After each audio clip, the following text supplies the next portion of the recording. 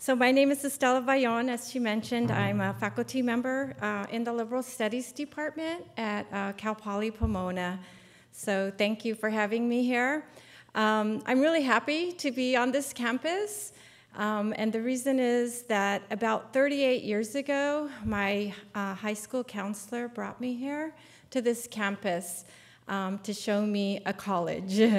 And the thing was that I was a senior in high school, but up to that point, no one had ever talked to me about going to college. And I really didn't even know what college was. I had no idea. So my high school counselor brought me here because she had come here. And, but it was like another planet. I couldn't see myself here. And even though I only live about, well, I should say I grew up about 25 minutes from here in East County, San Diego, it could easily have been 1,000,000 miles away because everything about it was unfamiliar. And so, needless to say, I didn't come here, and I ended up starting in community college. That's a long story because, like I said, no one had ever talked to me about going to college before, and I didn't know anything about what college was. So anyways, I started in community college in East County, Grossmont College, and then I went to San Diego State, and then I ended up at UCLA. So anyways, that's my little story of this campus. So it's been 38 years since I've been here, and I just remember thinking that there was a lot of greenery and buildings that were just, you know, really magnificent, and so I could never envision myself here, but here I am. So thank you. Let's see. Okay, so I want to be honest with you all that I have been doing service learning for about 10 years now, but honestly, I haven't read a lot about service learning, and this is only the second time I've come to the Campus Compact Conference, and so I've begun reading some service learning literature, and the first thing that I came across was a quote. And it says, "A critical service learning pedagogy not only acknowledges the imbalance of power in the service relationship, but seeks to challenge the imbalance and redistribute power through the ways that service learning experiences are both planned and implemented." And that's the part that I'm interested in, the planning and the implementation.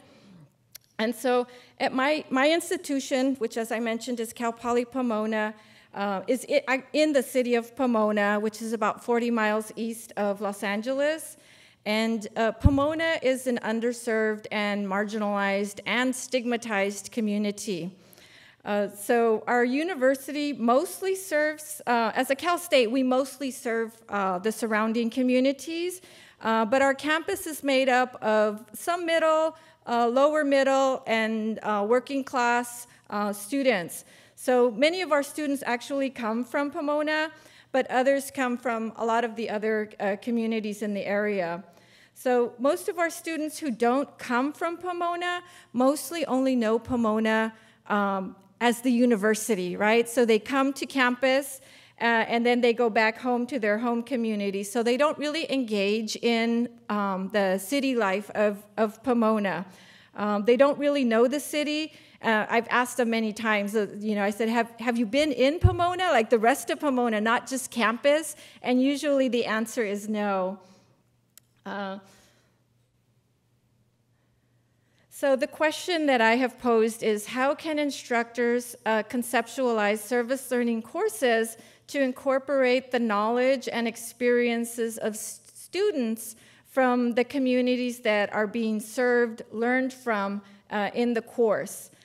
So if these communities are underserved, like Pomona, then they may already be stigmatized by the larger society and even the larger student body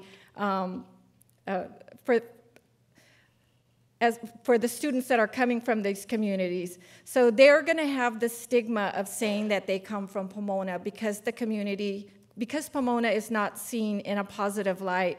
So they know the headlines: dangerous, drive-by shootings, prostitute alley, drug haven, homeless nuisance, poor people, right? So they internalize the social stigma, and coming from Pomona, and they even refer to themselves in disparaging ways.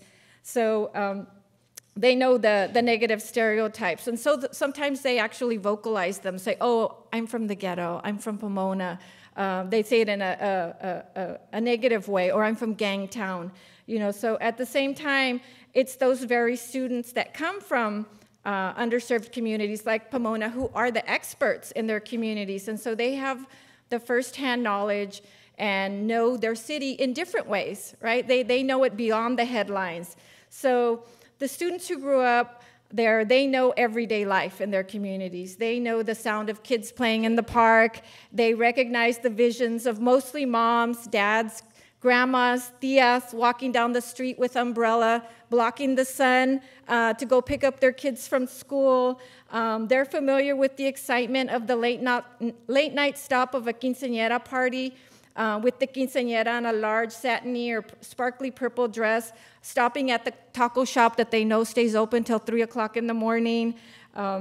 They recognize the colors of the fruit that the fruit vendor on the corner is selling, cups full of mangoes, watermelon, oranges with chili and lime on them. They know the honk of the horn of the roaming street vendor selling cups of corn with chile and lime and mouth-watering, fruit-filled paletas. So they know all of their communities, right? They know the city like most of us do not. They know the daily life that fills the space between the headlines. 1 minute, okay. Let's see. So more than likely, instructors such as myself do not come from or live in the communities being served, and we are deficient in our knowledge and experiences. So, and even though I myself come from an underserved and marginalized community, Pomona is not my community. I don't live there now. I work there, and my old community had different concerns than Pomona does now. So how can instructors provide students from those communities opportunities to be leaders in providing other students and instructors with multiple and broader ways of viewing and experiencing their communities? So just as a ending quote, so in order, again, going back to the quote that I started with, in order to redistribute power through the ways that service learning experiences are both planned and implemented, Varlada says, everyone's perspective, especially those of community members to whom power is potentially redistributed, must be accounted for and eventually integrated into the service experience.